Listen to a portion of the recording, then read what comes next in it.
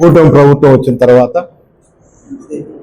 రాష్ట్రంలో ఎక్కడా జరిగిన విధంగా తాడిపత్రిలో ప్రతిరోజు నిత్యం దౌర్జన్యాలు,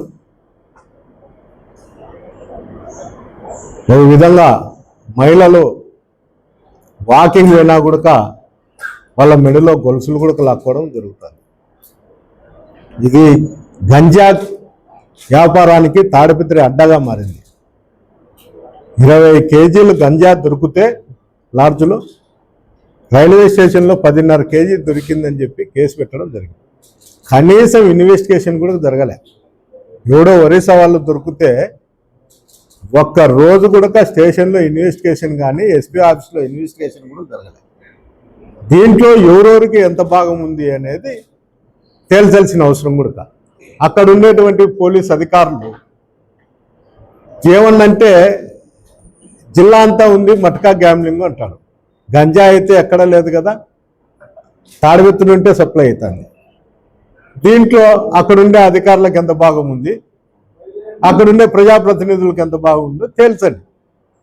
ఇది ప్రజా సమస్యలు ఉండేది. దీనిపైన నేను మాట్లాడినప్పుడల్లా ఏం చేస్తారంటే యాక్టివ్గా ఉండే మా కార్యకర్తలను టార్గెట్ చేసి వాళ్ళపై దాడులు చేస్తారు. మీరు పార్టీ ఆఫీస్ కాడికి పోకండి, ఎక్స్ఎమ్మెల్యే గారు ఏదైనా చెప్తే మీరు వింటే మీకు ఇదే గతి పడుతుంది, మా అన్న చెప్పినాడని చెప్పి కొట్టడం జరుగుతుంది.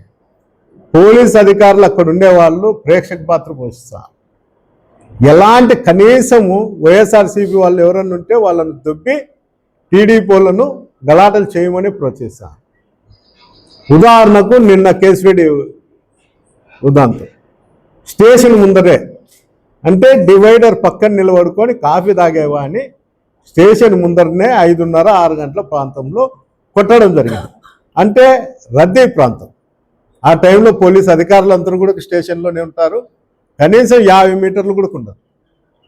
దీన్ని బట్టి చూస్తా అంటే అక్కడ ఉన్నటువంటి ప్రభాకర్ రెడ్డితోనో అస్మిత్ రెడ్డితోనో మాట్లాడి పోలీస్ అధికారులు కుమ్ముక్కే ఈ ఘర్షణలన్నీ జరుగుతున్నాయి.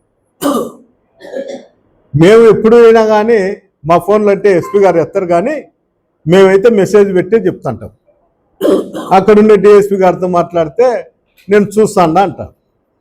పాపం అక్కడుండే అధికారులు కావచ్చు, అక్కడుండే సిబ్బంది కావచ్చు, ఏఎస్పీ గారి కంట్రోల్లో కూడా లేరు, ఎస్పీ గారి కంట్రోల్లో కూడా లేరు. వీళ్ళు భ్రమలో ఉన్నారు. మేము చెప్తే వింటారని. ఆడ జేసీ కుటుంబం చెప్తే మాత్రమే వింటారు. వీళ్ళు చెప్తే వింటా అంటే లాండ్ ఆర్డర్ ప్రాబ్లం అంతో ఇంతో బతికిండేది. వీళ్ళు చెప్తే వినడం లేదు. ఏంటంటే అక్కడ ఉండే సంపాదన ప్రభుత్వం నుండి వచ్చే శాలరీ కన్నా 10 ఎక్కువగా ఉంది. ఒక అధికారికి 50 లక్షల నుండి 70-80 లక్షల వరకు ఉంది. నేను ఎన్నిసార్లు చెప్పినా మా డివిజన్లో 2.5 కోట్ల రూపాయలు వస్తుందయ్యా, వాళ్ళు పైన పంపిస్తాండామంటారు, ఆ పై అధికారి ఎవరో చెప్పండి అని. కనీసం దానిపైన జిల్లా అధికారులు ఆలోచన కూడా చేయడంలే.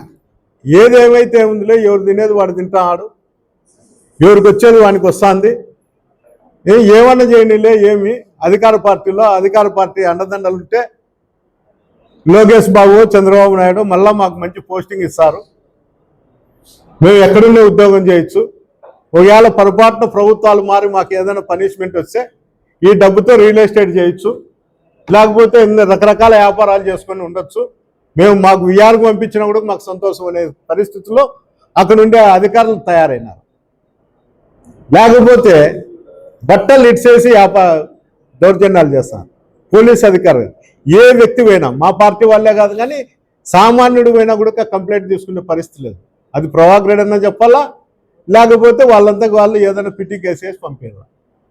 ఏందన్నా మేము మాట్లాడితే మీరు అసభ్యంగా మాట్లాడినారు, వాళ్ళని ఈ విధంగా అన్నారు అని ఒక కేసు కడతారు. పిటి కేసు కట్టడం, 41 నోటీస్ ఇవ్వడం, పంపించడం. అంటే అవతలోడు తిట్టొచ్చు, కొట్టచ్చు, ఏమన్నా చేయొచ్చు. తన్నలు తినేది కాక మళ్ళీ మేమే కౌంటర్ కేసులు పెట్టించుకోవాలి. ఇంత దౌర్భాగ్యమైన పరిస్థితి తాడిపత్రిలో నడుస్తుంది. రాష్ట్రంలోనే నడిచేది ఒక విధంగా ఉంటే తాడిపత్రిలో జేసీ కుటుంబం నుండి ఫోన్ ఇచ్చే తప్ప కంప్లైంట్ తీసుకునే పరిస్థితి లేదు. రాత్రి కూడా కేసిరెడ్డి గారు కేసు పెట్టినారు హాస్పిటల్ నుండి. నేను కూడా మా డ్రైవర్ని పంపించి 10 కంప్లైంట్ ఇచ్చే అన్ని కంబైండ్ చేసి ఒక కేసు పెడతాన్నాము అని చెప్తారు. మళ్ళీ మీ మీద కౌంటర్ కేసులు ఉన్నాయి అని చెప్తారు. మీరు మా మాట వినకపోతే దాని పరిణామాలు వేరే ఉంటాయి అంటారు. ఏమవుతుందో ఆ పరిణామాలు అంటే ఇంకా 4 కేసులు పెడతారు, 4 రోజులు రిమాండ్ పంపిస్తారు. ఆడ వైఎస్ఆర్సీపీ కార్యకర్తల నాయకుల మీద తప్ప బైండ్ ఓవర్ కేసులు ఏ పార్టీ వాళ్ళ మీద, మిగతా వాళ్ళ మీద కానీ, మధ్యవర్తుల మీద కానీ ఎవరి మీద కూడా బైండ్ ఓవర్ చేసే పరిస్థితి లేదు.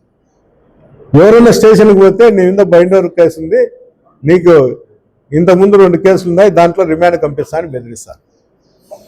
అంటే పార్టీలో పనిచేయడమే పాపమా?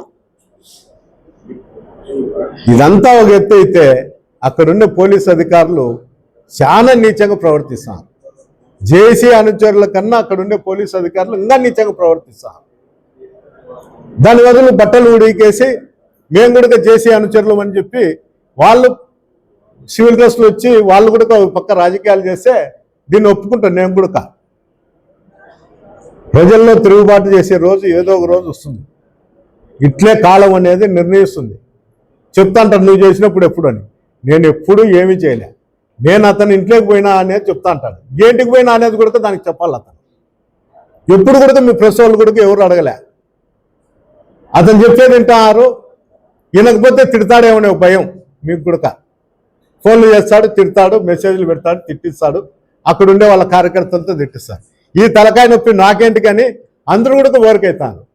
అంతో ఇంతో మీడియా మీదనే, అందరూ ఎలక్ట్రికల్ మీడియా కావచ్చు, పేపర్ కావచ్చు, దాని మీదనే ప్రజాస్వామ్యము ప్రజలకు తెలిసే విధంగా కూడా ఉండేది. అదే వాళ్ళని కూడా బెదిరించుకొని బతుకుతాడు. అంటే అతను ఒక్కడే ఏం మాట్లాడినా సత్యాలు, ఏరేవాడు మాట్లాడితే అసత్యాలు, మా మీద అనవసరమైన నిందలు వేస్తాడు అనుకుంటారు.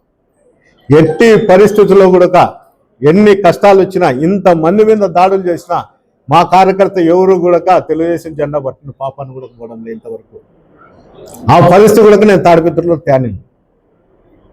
ఎన్ని కష్టాలైనా కానీ చట్టపరంగా న్యాయంగా ఎదుర్కొంటాం తప్ప ఎవరినే కానీ మా కార్యకర్తలను ఎట్లా ఆదుకోవాలో అనేది మాకు తెలుసు. దీని అన్నిటిపైన కూడా ఇది వరకు కూడా జిల్లా నాయకులతో అందరితో మాట్లాడినాం.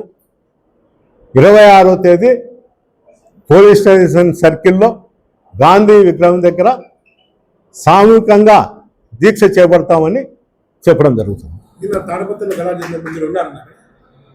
నేను లేను, ఇంట్లోనే లేదు, నేను పోలేదు. కానీ అక్కడ ఉండేటువంటి తాడిపత్రిలో ఉండేటువంటి కార్యకర్తలు, నాయకులు అక్కడ పోవడం జరిగింది. అక్కడ పోయిన వాహనాలను కూడా పగలగొట్టడం జరిగింది. పక్కన వాళ్ళు రాళ్ళు తీసుకొని హాస్పిటల్ మీద అద్దాలన్నీ పగలగొట్టినారు. హాస్పిటల్ అద్దాలు కూడా పగలగొట్టినారు. అక్కడ సిఐలు, ఎస్ఐలు అని చెప్తారు. టీడీపీ నాయకులు అక్కడ అద్దాలు కానీ వెహికల్ అన్ని పగలగొట్టడం జరిగింది. ఏమన్నా అడిగితే కౌంటర్ కేసు పెడతాం, దీనిపైన 20 వర్గాలు రాళ్ళు వేసుకుంటే అద్దాలు పగిలినాయి, మీ వెహికల్ పగిలినాయి, అంతే తప్ప టీడీపీ వాళ్ళు ఈ దౌర్జన్యాలు చేయలేదని అక్కడ ఉండేటువంటి అధికారులు చెప్తారు. ఏదేమైనా కానీ మా కర్మో అదృష్టమో కానీ మేమైతే ఫేస్ చేస్తాం. అది ఎట్లన్నీ వాళ్ళు చట్టపరంగా తీసుకొని ఏదన్నా చట్టపరంగా మేము ఏ విధంగా తీసుకోవాలో ఆ విధంగా తీసుకుంటామని ఈ సందర్భంగా తెలియదు. ఇప్పుడు పోతున్నాం తాడిపత్రిపల్లి. ఎవరు రచ్చగొట్టినారు? నువ్వా? ఎవరు? ఒకడుండి 50 మంది ఉన్న చాట ఎవడని రెచ్చగొడతారా? ముందే ప్రభాకర్ రెడ్డి ఎట్లాంటి వాడు మీకు అందరికీ తెలుసు. కాఫీ ఇచ్చేంత వరకు తిట్టాడు. ఏంటంటే ఊరుకున్నప్పుడు తిడితే ఇబ్బంది పడతారని.